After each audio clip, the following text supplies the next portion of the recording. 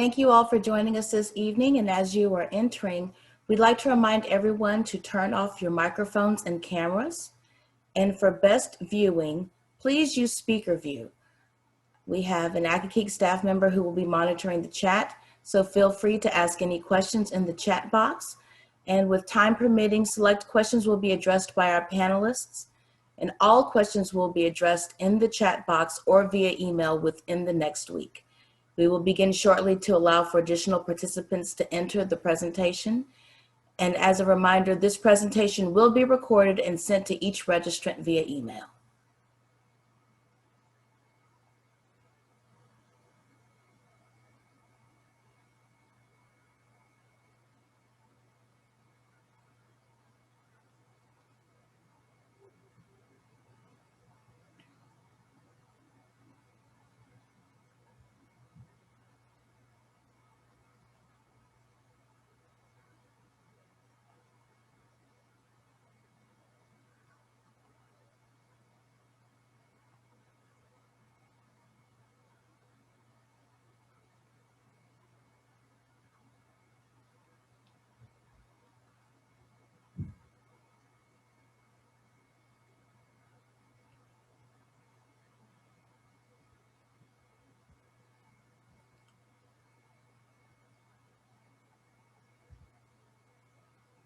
Wonderful.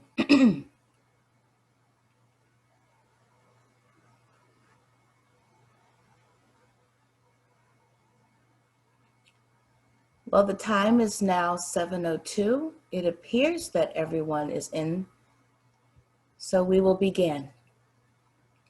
Welcome to the Academic Foundation's presentation of Tobacco Talk Tuesdays. I am Shamika Berry, the Outreach Specialist and your host for this evening. My colleague, Deanna Rochelle, the Education Manager, will be monitoring the chat. The Academic Foundation stewards the sacred homeland of the Piscataway people, who are still here and very active within the community. The Academic Foundation's mission is to cultivate passions for the natural and cultural heritage of Piscataway Park and commitment to stewardship and sustainability.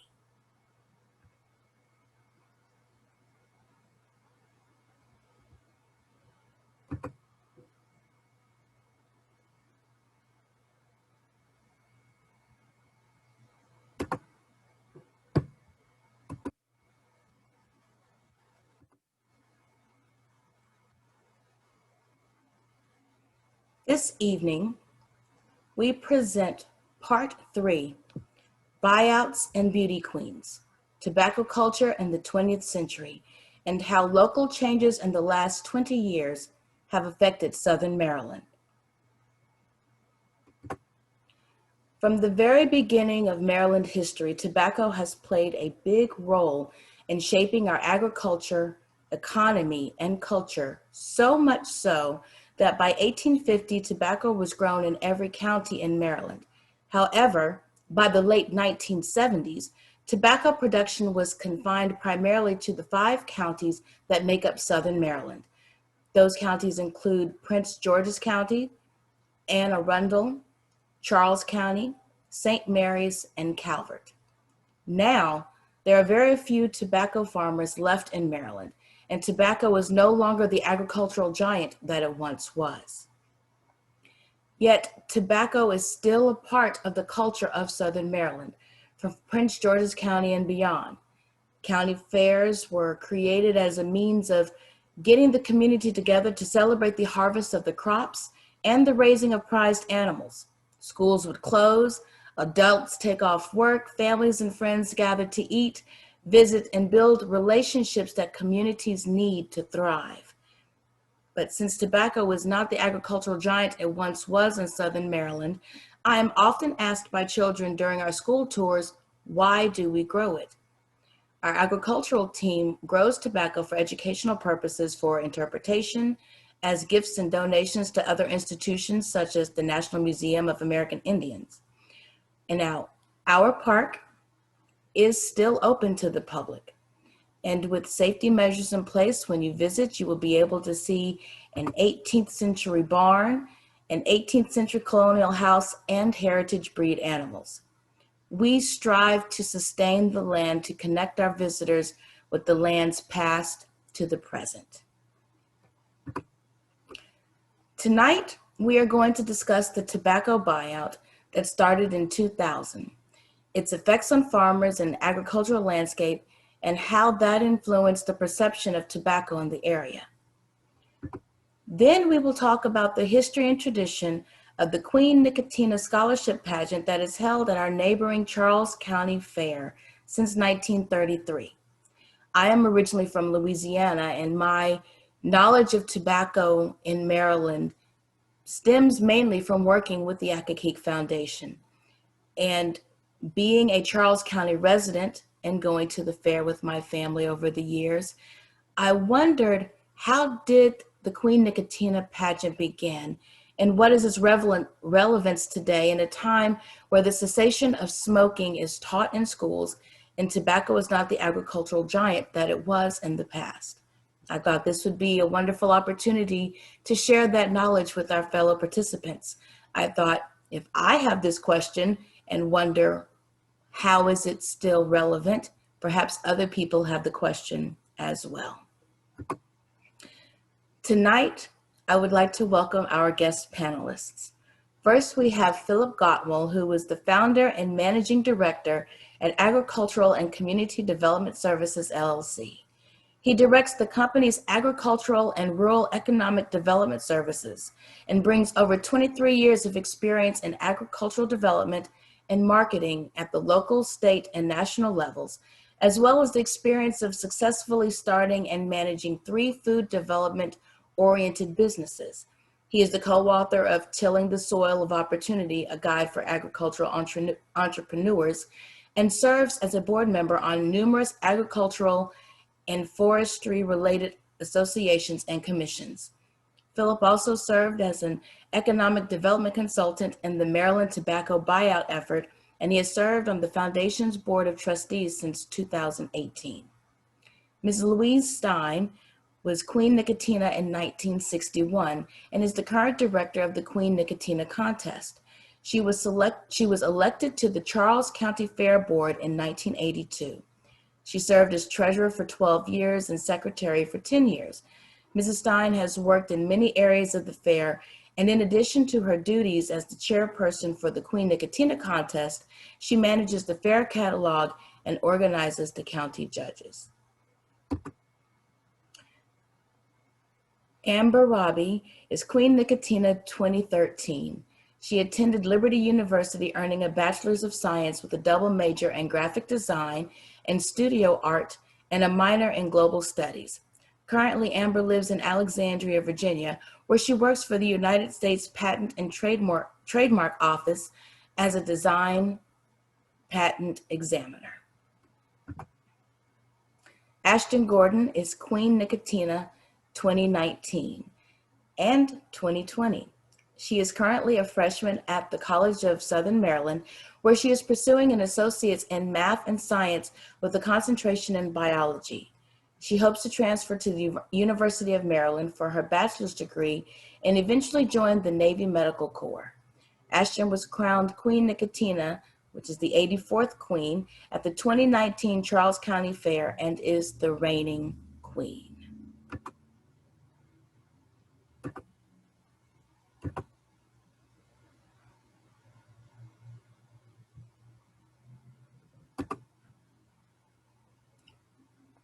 Thank you all for joining us and welcome. Philip, I would like to start by asking you, what was your personal history with tobacco before you started working on the buyout?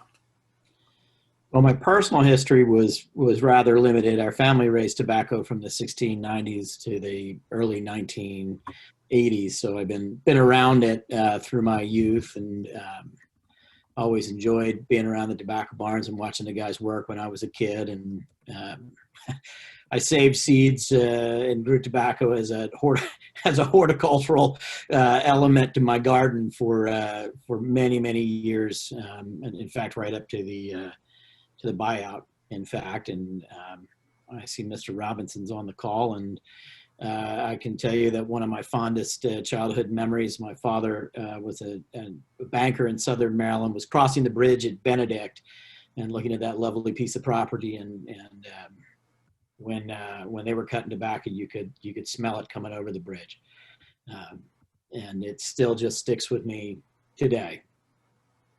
I have to admit, from a buyout perspective, seeing tobacco move on to where it is today was certainly a bittersweet experience. Could you elaborate more on how it was a bittersweet experience and its effect, how the buyout even took place? Sure. I mean, it's so embedded in the culture, particularly of Southern Maryland. Coming from a farming family, you know, everybody had some tobacco. You know, that's just kind of the way it was. So you related to the industry. You knew at least everyone in your community, and when you went to auction, you got to see folks that you hadn't seen in a while, and it just was a big, you know, kind of a big family. Perhaps a bit dysfunctional, but a big family nonetheless. And you know, it was as an industry going through some struggles. Certainly, the late 70s and 80s saw the industry get a little more volatile. The number of buyers was falling off, and Southern Maryland had, if you want to think about it this way, sort of a three-legged stool for agriculture. You know, in the 70s and early 80s, and that had a lot to do with hogs and the hog buying stations that were in Southern Maryland, tobacco, and then kind of everything else. When the hog buying stations closed, that had a tremendous effect on agriculture, and I think opened a lot of people's eyes, and tobacco was becoming less stable as a reliable crop to take to market. So the Tri-County Council for Southern Maryland at about 1997, early 1998, decided that it was time to start to think pretty hard about what comes after tobacco, if there is an after tobacco, and what do we do to prepare ourselves for these changes. So they started work on a strategic plan, and the purpose of that was to really explore what our options were. We have a lot of small land holdings. Tobacco is a great crop that really suited small landowners because you could make a decent living off of a relatively small acreage, and still have some time to have another job and to be with family or whatever it might be. But you had some stability in the expectation from from having a few acres of tobacco. And trying to think of how you replace that in a modern agricultural world that's driven by commodity production on large acreage is a pretty significant challenge. So expanding our view of what agriculture is, what it's going to be, was part of that exercise. And it it was easy to see kind of where some of the economic opportunities were coming from, because we have this big growing population that is suddenly becoming interested in local foods and a little more interested in local history and experiential tourism. So that was all happening at a time when the economy was really, really vibrant before the bubble burst in 2000. So we also saw a significant amount of land development starting to encroach on the area. A lot of waterfront on farms, so pretty attractive environment. So we were, hoping not to see all of our farms convert to development. We certainly didn't want to take that opportunity away from people, but we wanted them to have additional economic opportunity for farming. That was kind of the purpose of the plan, knowing that it was going to be a tremendous cultural shift. Right, that's you can't grow tobacco from the moment the Ark and Dove hit the ground to the 1990s and not have some sort of cultural shift to go along with it. So, that adjustment, I think, was difficult in the face of, you have to remember back in those days, the tobacco companies were being vilified. Hollywood was releasing a lot of movies like The Insider and was it the Runaway Jury, and we had trials and Senate hearings, and farmers were getting some blowback and being demonized as well. So here was this traditional ag industry that had supported the state, supported Southern Maryland forever, and all of a sudden we're seeing the potential for an economic collapse and this cultural shift that was making tobacco something less appealing than it had been societally. And it tied communities together and people together and supported families. So it was kind of a tough go of it, to have conversations about what might come next. But we had an opportunity to advance the thought of a buyout, because the states, not all the states, but the majority of the states in the U.S. were negotiating a big healthcare subrogation settlement with the tobacco companies. And these are payments in perpetuity. They're tied to tobacco sales. And the intent was to take those monies and put them back into the state to do a number of things. And we thought, what a great opportunity for us to try to do something for the farmers that stabilizes their income base, helps them think about transition, holds farmland in production long enough that people can think about and work through the transition issues that they might face. And we weren't a quota state. So unlike all of our southern tobacco producing states, we didn't really have anything to buy out, right? With no quota, it's a difficult thing to envision how we would structure buyouts. So we had this sort of complicated argument we needed to make with the governor and the legislature as to why this made sense rationally, economically, culturally.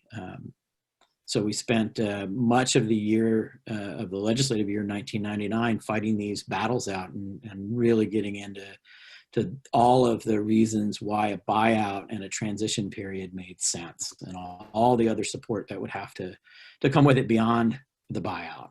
Mm-hmm. And I know certainly one other person on this call can tell you it wasn't always the most comfortable conversation in the community, because we are talking about taking something away that's been around for hundreds of years as a way of life. I'm sure many people felt like it was their culture and their history being ripped from them. They did, and you'd see it sometimes after we'd have meetings, sometimes during meetings, families being split about whether this is a really good opportunity or whether this was something that was, the worst day that could have been presented to them. So it was an interesting and a bit tumultuous time having the conversation, and as someone who grew up around it and loved the smell of it and loved to see the crop in the field, I didn't like topping tobacco or suckering it or stripping tobacco, but it was sad to see that lifestyle under threat of disappearing. And in the end, about 85% of the growers took the buyout, so it did in effect end tobacco production for all purposes, really. So that's a brief history of a of a pretty complicated issue. That was a very succinct history. I remember when we were chatting before, you were concerned that it could be the entire hour. So Well, it certainly could be. But that was a very, very compassionate synopsis, though, of what happened during that time frame. Well, we tried to keep everything focused on opportunity. That's the important thing moving forward, is understanding that we want to have a future in agriculture, and we wanted to be very purposeful about it and have everybody engaged in the conversation. And there were times we had rooms full of hundreds of people having that conversation. I'm sure those conversations became very animated. They did. It was a big family dinner. Not always a happy family, but was there a difference in the tobacco that was grown prior to the buyout versus the tobacco that is grown now? Yeah, so you see mostly burley type tobacco, like type 31 tobacco being grown now. And a lot of that's being grown on contract. So we don't know that much about, in other words, the deal's done between the farmer and the buyer. So we don't know that much really about how those contracts are structured and what's happening with it. What it replaced was a Maryland type 32, which is a broadleaf tobacco, all air cured as well. Really prized in Europe for its aroma and relatively low nicotine content compared to some of its competitors. It was prized enough that to this day you can go to Switzerland and Germany and find Austria and find brands named after counties and communities in Southern Maryland. You can still buy a pack of St. Mary's cigarettes, for instance, in Europe. So it was a very, it was a kind of a boutique crop in that way. It was sold into a big supply chain. The big tobacco companies purchased it, but the ultimate consumers for the product itself ended up being a European market. And I would say, and the tobacco farmers on the call can correct me. Our farmers probably didn't get paid what that crop was worth because there were a lot of hands in the middle between here and Europe. But I think they did well by having those buyers here. Oh. So yeah, it's a big transition. Yes. And largely now the Amish and Mennonite and a handful of other growers who decided not to take the buyout are the producers. Mm-hmm. Oh, that's very interesting point. I didn't even think about the Amish and Mennonite community's relationship with the tobacco, and that's not surprising that they didn't take the buyout.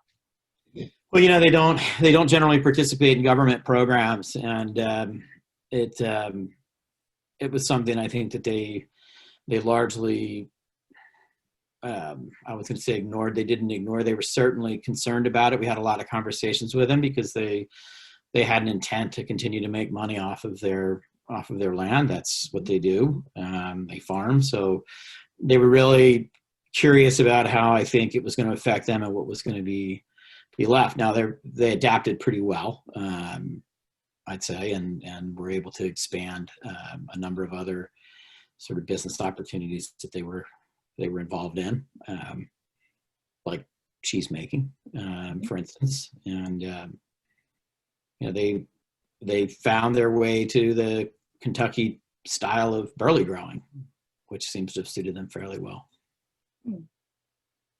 Well, thank you very much, Phil, for your expertise and your compassionate synopsis on a very, very tough subject, honestly, that how it affected so many families and communities.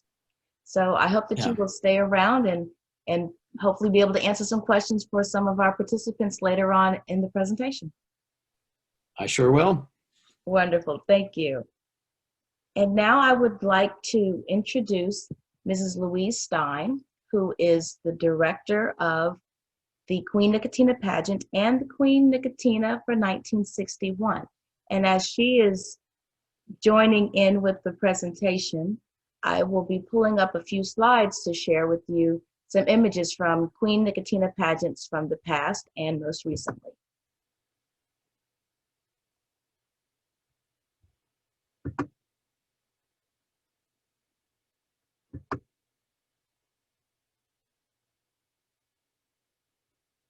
Mrs. Stein, are you here?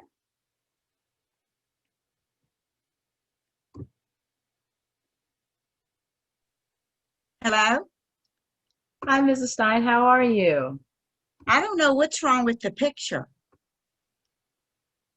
Oh, I'm currently sharing my screen. Are you unable?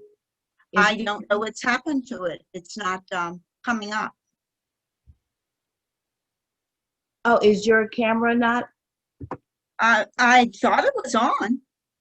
Let's make sure.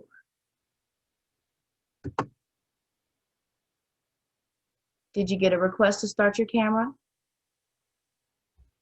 It says start my video. Yes, ma'am. Okay. Hello.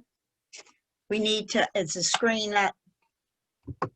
Yes. So they should be able to There we see you, go. as well as I'm currently sharing my screen with them so that they can see some of the images from the pageant in the past.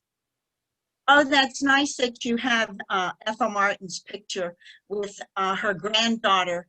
That is Ethel Martin was the first Queen Nicotina, and then Sharon, her granddaughter, was the 50th queen.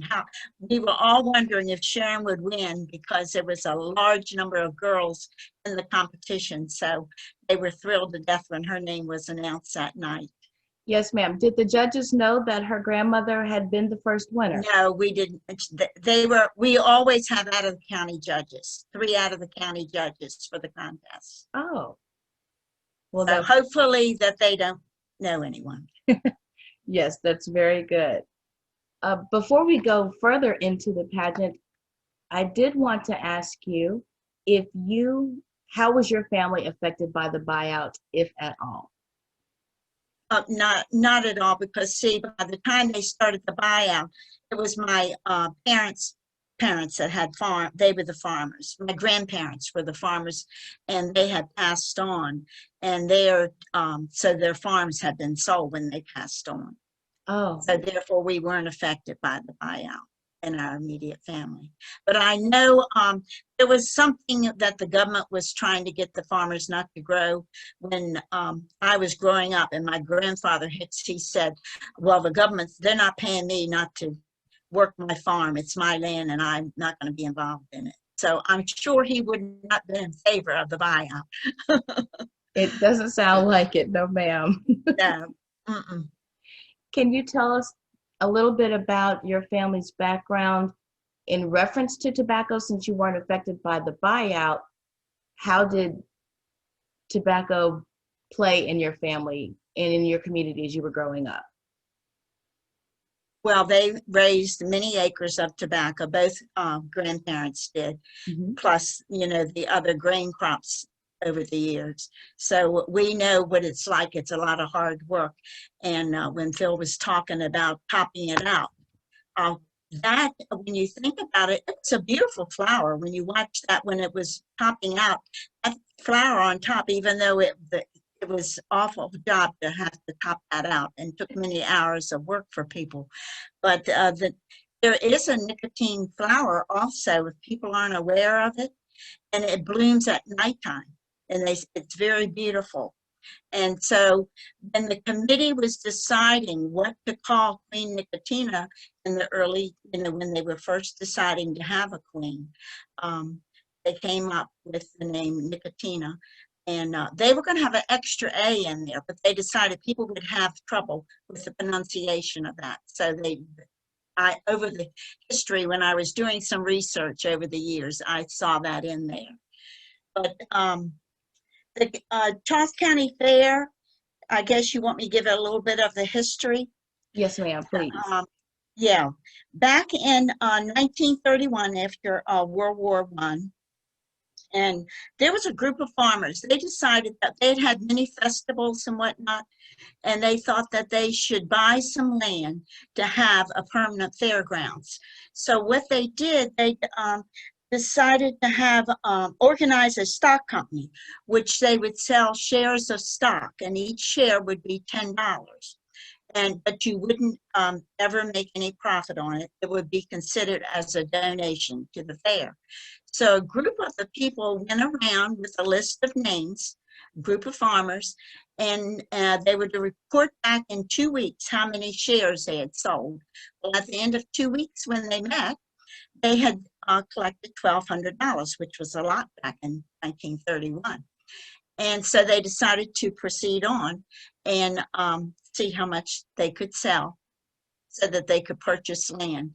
And they did succeed, and they where we are right now, the fairgrounds, that's the site they bought back in 1925.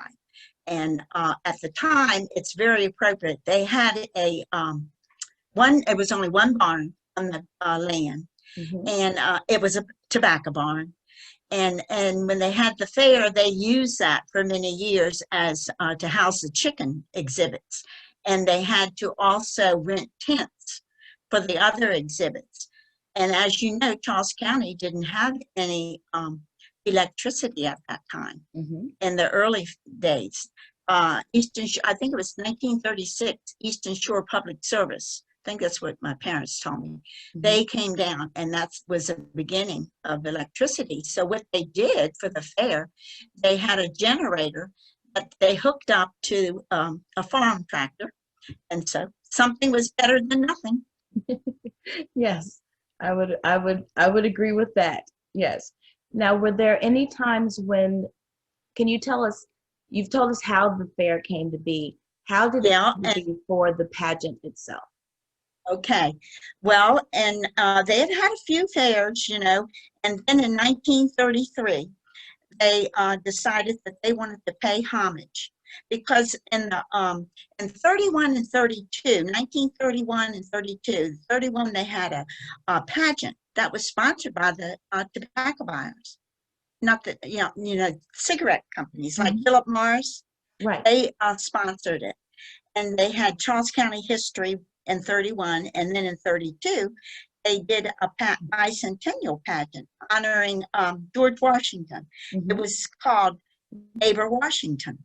Ah, And I have a couple pictures. Can you see this? yes, ma'am. Right here. This was the backdrop for the pageants. Mm-hmm. And you'll see, and here's some Indian, part of the Indian pageant that they had. It was the Nanjamora Indians, and they had a little Indian village, and the tobacco is in the background. All that was part of the fair's entertainment. Ah, And so then in 33, they were trying to decide what to have for entertainment. And they decided it was time to have a queen and to pay homage to the plant, which had been 300 years the backbone of the economic and social life of Charles County. And they decided they would have a queen that year and pay homage to the crop of tobacco. And what they did, the ladies were nominated, and the local paper, they put a ballot in there, and the citizens of the county could take the ballot out of the paper and vote for whatever lady they would like. And it was announced at the fairgrounds. And I have a picture also of the Queen, Ethel Martin, when ah, that's what she looked like when she was crowned Queen Nicotina. And she was crowned by Governor Ritchie. And here he is. Can you see that? yes. Okay, that was Governor Ritchie that crowned her. That's wonderful. So That's she was the first wonderful. queen. And now, did you want to know any more about how they went through the process for all the years of the queens? Well, if They you could just, changed over the years. well, I was going to ask you, how did it go from being primarily an entertainment beauty pageant to a scholastic one? So if you can touch a little bit on how the different ways that the voting changed as the pageant itself changed, that would be wonderful. Yes. Yeah, well, see, as you know, in the beginning, the very first one, and then they continued having nomination dances for the lovely ladies. They were nominated from a group in the community, and then they would have a dance down at Chopper Point, which was a pavilion just below the Catholic Church in Port Tobacco. And so they would have that nomination dance, and they would pick the queen. Everybody who went to the dance got to vote for the queen. Mm-hmm. And then in later years, it changed to they would have the judging with they would have a panel of judges if they had too many girls to eliminate, because the court, like right now, you only have a court of 13. And so if it's, you might have 20 girls enter. So you have to have elimination. You pick your court, and you have a panel of judges to judge them on scholastic achievement extracurricular activities, their community involvement, and their poise and appearance. And then there's always a question that they're asked. Mhm. But that's what they did. They didn't go to this extent. That's what we're doing right now. But as they went away from the voting at the dances, it was a gradual thing because they would have a panel of judges to pick the court, but they would have a dance. Like they had a spin of the wheel at a dance, and they put all the contestants on the wheel, Mhm. and they would spin the wheel, and whoever's name came up on the wheel when it stopped, that's who the queen was. Mhm. And then also they had a panel of judges, and they went from the panel of judges to a court of 13. And for a few years, the night of the coronation, the girls, there was 13 boxes with a long stem rose in it. And whoever got the different color, usually it was either pink or red, Mhm. that was who the queen was. Ah. And then, yeah, and then they went from that one year. They had the contestants we had a dance at the Elam Brothers warehouse. And that was the year that I was queen. And they had 500 people attended the dance. So it was a good fundraiser for the fair board to pay their expenses. And but that was the pick the panel. And then the day of the coronation, the court stood up as each girl's name was called, and they had an applause meter. And that's whoever had the loudest applause. And they had 2 meters to make sure everything was right. And whoever got the loudest applause. So the fairgoers actually picked the queen that Oh. year. And Governor Tawes, there's a picture here. That was in 1961. And Yeah, see that. Governor Tawes crowned the queen. Can you see? Whoops. Is that good? Yes, ma'am. That's perfect. Okay. Yes. Yeah. As you notice, for many years, all the contestants wore white. And it's just so that, sometimes people that think they're going to be queen, they wear white, Mhm. You notice that in Miss America pageants and whatnot.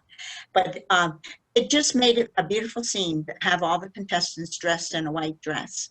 But now we have everyone, to save them money, they can just wear a prom dress for the night of the coronation. It makes it very colorful. And in the photos, those are very lovely. Yes. Yeah, yes, they are. Now, did you have any other questions?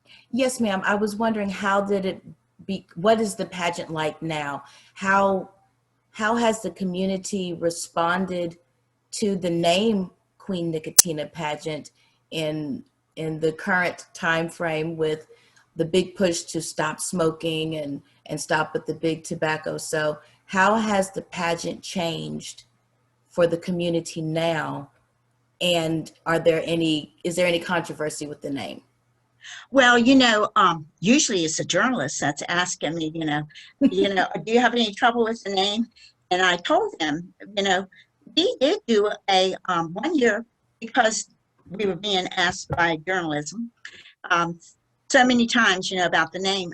So we decided we would just take a panel, have the girls, the princesses, they stood at the gate, and they passed out a questionnaire to see what they thought about it, whether we should change the name or not, because of tobacco causing lung cancer and COPD and things like that, health issues. Yes. And we don't, I always told my children, don't smoke, it's not good for you. Right. And so, and my dad but many people in my family have smoked, but we've all stressed, the medical issue. Mhm. But the general public felt like it was our history. It got started, the name came up to celebrate the harvest of the crops. Mhm. And so they thought we should leave it alone. I'll have to tell you, my husband made a joke, and this started coming up about, changing the name. Mhm. And he said, well, what are you going to call it now, since they're not growing tobacco? Miss Concrete? Because they're taking all the farms and building housing developments. And so I thought, leave it to the jokester. I can't But imagine too many pageant goers wanting to be Miss Concrete or Queen no, of Concrete. no. But as far as the name, we have discussed this with many people over the last, I'd say, 20 years. Hmm. Anytime it came up, I've asked people, well, what do you think? And they said, well, it's just history. And I've asked former queens and I've asked the current contestants, how do y'all feel about it? And the majority usually says the same thing. It's our history, it's our heritage. You know, we should leave well enough alone. But but I also stressed, you know, remember, it's not a healthy habit. Yes. Well, the presentation that we had prior to this one as part of the series was about the science of the tobacco itself. And one of the names that Kaylin Beach pointed out to us was that it's called Nicotiana. And so once I learned that, the name Queen Nicotina made more sense because Nicotiana is one of the official terms and scientific terms for the plant. And it's not so much that it's named for nicotine itself. So I thought that was my light bulb moment when she had her presentation. I said, oh, perhaps that is why it's called the Queen Nicotina Right. pageant. Mm-hmm. Yeah. Well, Now that was spelled. Was that Nicona, and then there was an extra A in there. I believe it was Nicotinia. Yes. Yes. Yeah, the extra A. Yes. Yeah. Well, that's what I was saying. The committee that was deciding on the name years ago in 1933, Yes. they said it would probably be hard for pronunciation. So that's why It's a little tongue tying. uh-huh, Yeah. correct. Yes. Well, thank you so much for your insight on the history.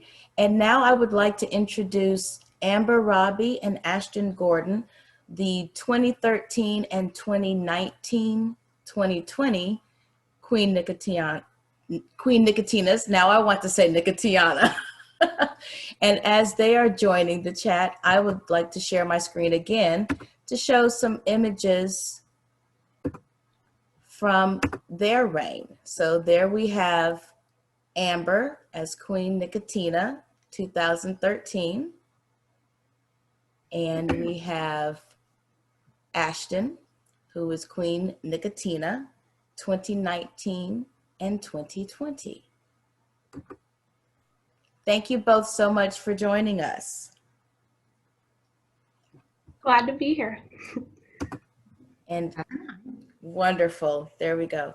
So I wanted to ask both of you, what is it like to be a part of this pageant? How has it changed your life? And did you have any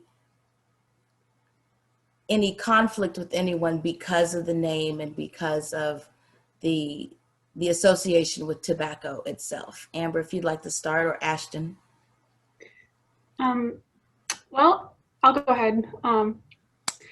Well, when we were interviewing for the process and meeting the judges and the other girls and contestants, I remember the question being posed whether we thought that it was time to change the name or whether we should keep the name the same.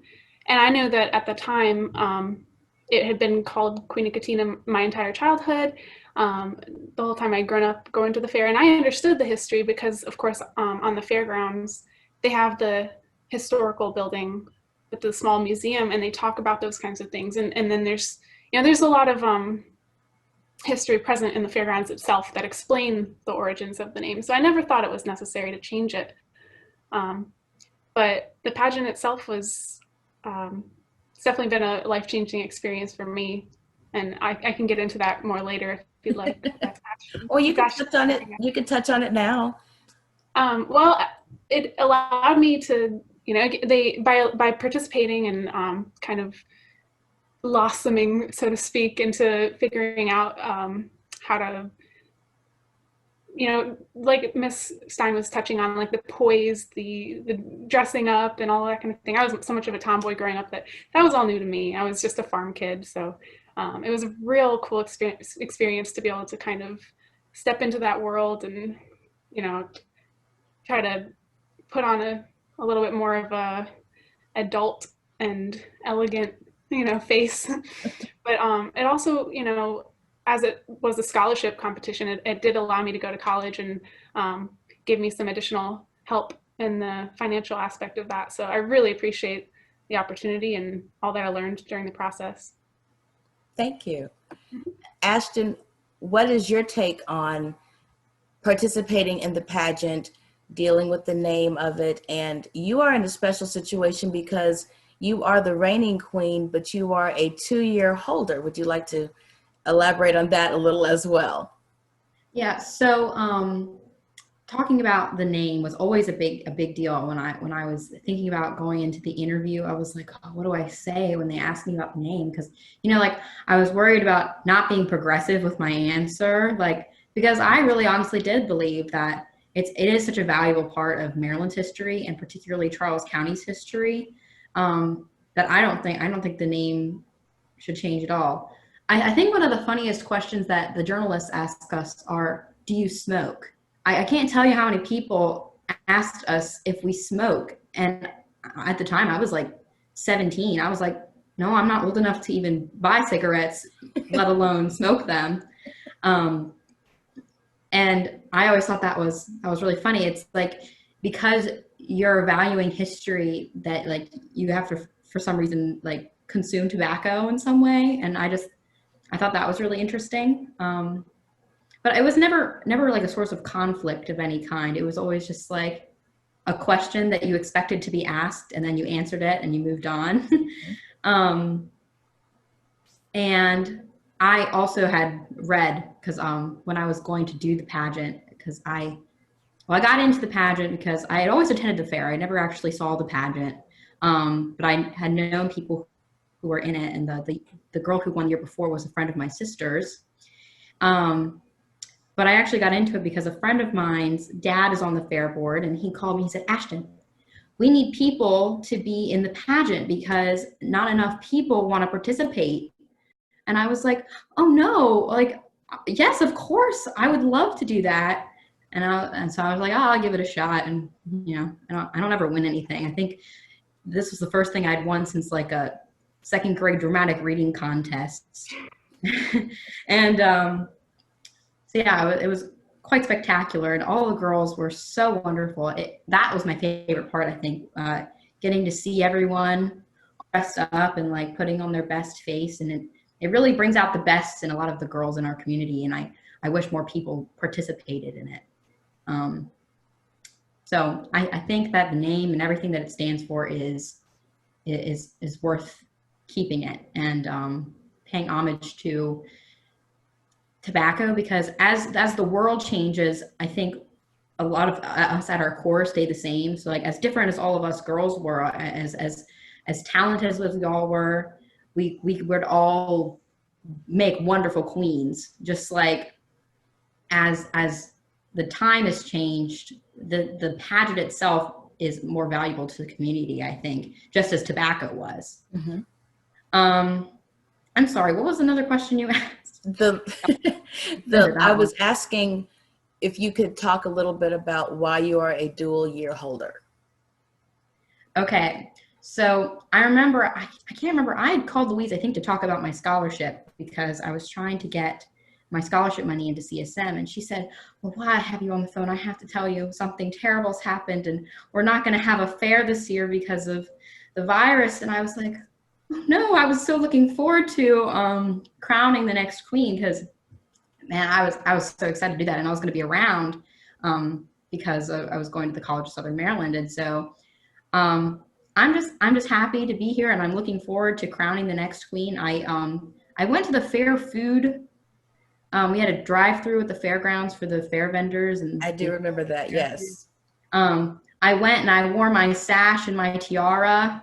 And I waved out my window at people and little kids. They were really excited to see me. It was really touching. It was really cute.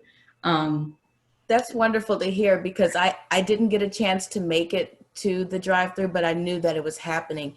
And in the back of my mind, I did wonder, was there going to be a representative from the Queen Nicotina pageant there, just to wave at the people, to try to have some sense of normalcy and community and maintaining that the history and the heritage of the pageant. So I'm glad to know that you did that. Yeah. I was there for long enough because we actually went, I really wanted a corn dog. It's one of my favorite things at the fair. So I was like, I have to go get my corn dog and I'm going to wave to people, you know, with my corn dog. And yeah, so that's one of the main things that I've done this year as like the dual reigning queen. I think every queen has their own set of responsibilities that they take on as the queen, because we all have different talents and different things that we do. So I also went to the Kris Kringle Christmas market that we do. And I sang the national anthem with one of the princesses. She was actually the second runner-up. Mm-hmm. And we sang the national anthem before the fireworks, and that was very fun. And it was cool to have a representative of the Queen Nicotina pageant at that. It was kind of magical, very wintry and wonderlandy. Well, it's good to know that it carried so yeah, over. that's what I. Yeah, it's good to know it carried over. Mm-hmm. I wanted to ask both of you, Amber and Ashton, what are your plans for the future? Amber? Well, I am currently living in Alexandria. And as she mentioned at the beginning, I'm working at the United States Patent and Trademark Office. And, you know, with the help of the scholarship and everything, like I mentioned, I had gone to school already, but now I'm back. So now that I'm back in the area, and I just started this career in January, right before everything shut down, I'm back in the area and I'm just looking forward to get more involved again. Because it's been a while. I've been living down in Central Virginia for the last several years. And yeah, I'm excited to be back. I'm excited to, you know, become more involved in the community again. The sponsor who actually sponsored me in the pageant was the Arts Alliance, the Charles County Arts Alliance. Mm-hmm. And so I'm looking forward to being able to get back into art and perhaps become more involved in the community events that they host and things like that. But of course, everything's kind of on hold. So yeah, everything's just been crazy lately, but you know, it's really good to be back and to see all the familiar faces. So. Well, that's wonderful. I'm glad to hear you talking about community, because that is what's important, especially in this time when we can't all be together. Finding ways to support each other and maintaining those bonds are very important. Thank you. Ashton, what are your plans for the future? Well, I am currently going to CSM. I'm pursuing a bachelor's in art, math and science. Associates in math and science with a biology concentration. And my plan is to take that all the way to med school. And I'm looking to be a pediatric ophthalmologist. So eyeballs and stuff. That's my plan. But more like close future. Right now I'm filling in as like an intermediate youth group leader at my church. So I'm hoping to like touch kids that way, and like maybe even tell them about the pageant, because that's a big deal. And I don't know why we don't talk about the pageant more, like in guidance at school, because they tell you to look for these scholarships, and then there's this big scholarship, $1,000 scholarship right here in Charles County, and they hardly even talk about it.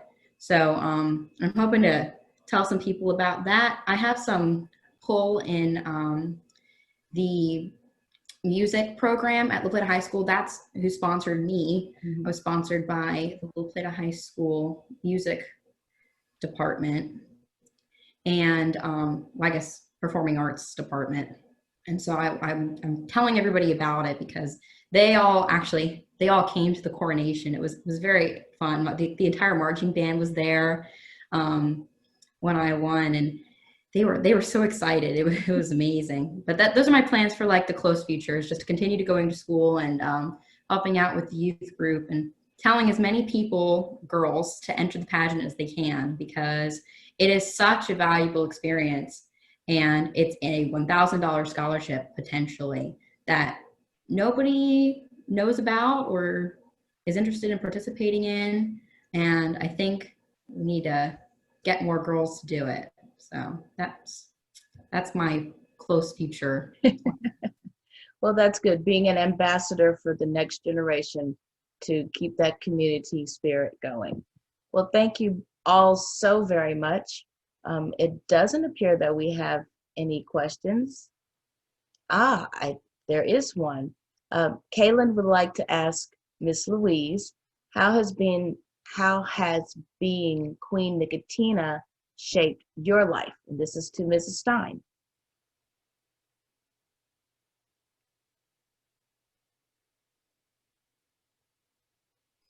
Miss Stein, I think you're muted. Okay, can you hear me? Yes, ma'am. Okay, I guess it all got started because as a youngster growing up, I was always involved in brownies first and then 4-H all the way through high school. So I always attended the fair from a kid through still now in my 70s, helping out at the fair. And it's just a wonderful experience. You really get an experience with so many areas. And it was always the Boys 4-H Club approached me and asked me if they could sponsor me for the Fair Queen. And I was thrilled to death to run because being around the fair all my life, I wanted to be in that limelight. And I just loved the fair. And people said, why are you still working at the fair? And I said, well, I can give back to this community and the young people and the adults what people did for me. There were adults providing the fair opportunity when we were growing up as children. And I like to help people. So I went away. I wanted to be a nurse, but my parents said, well, there's 6 children. We have to spread out this money, for all of you. But I got a scholarship of $1,000 from the McDonough Fund. And that was enough for me to go to Maryland Medical Secretarial School, which was comparable to an LPN that was up in Hagerstown, Maryland. And so I've always worked in the medical field, except for when I substituted when my children were younger for 8 years. And then I went back to the medical field. I guess you would say I like to help people in any way I can. So that kind of, I guess, sums it all up. Wonderful. Thank you so much. Well, I would like to thank all of our panelists today for being a part of this presentation. Philip, Mrs. Stein, Amber, and Ashton.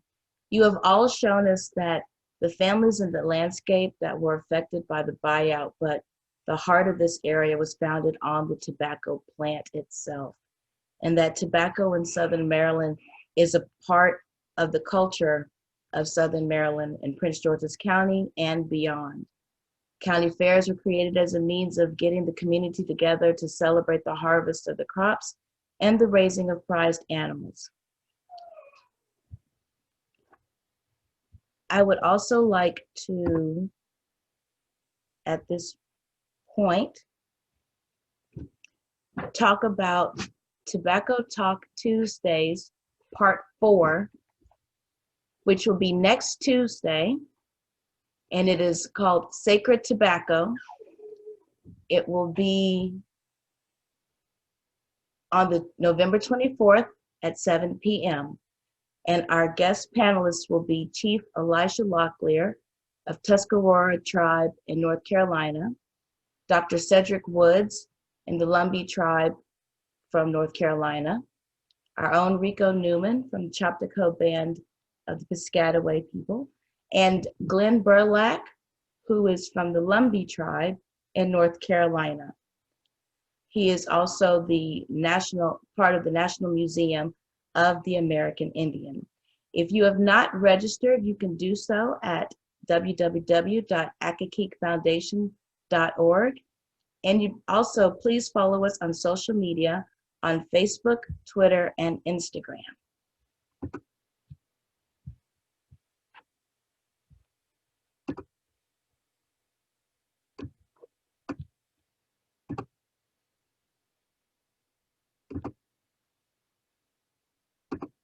And also, before we depart, I'd like to announce a few upcoming events that we have provided by the Accokeek Foundation.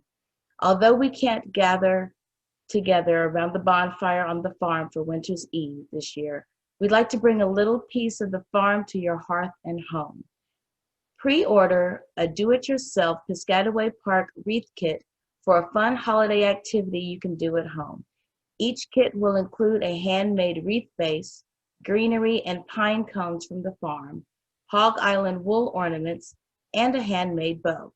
You can order your kit online by December 3rd and then pick it up in the park on December 5th between 10 a.m. and 2 p.m. All proceeds from the wreath sales will support the Accokeek Foundation's educational programs and land conservation work in Piscataway Park. We also have Farm Tour Fridays from now until December 11th at 1 p.m. and 2 p.m. These are in-person tours that require pre-registration and social distance guidelines. You can sign up for those tours online at www.accokeekfoundation.org. And on these tours, you will learn about tobacco education, you will learn about history, you will also be able to see some historic structures, such as our very own tobacco barn, and a colonial house, and separate colonial kitchen.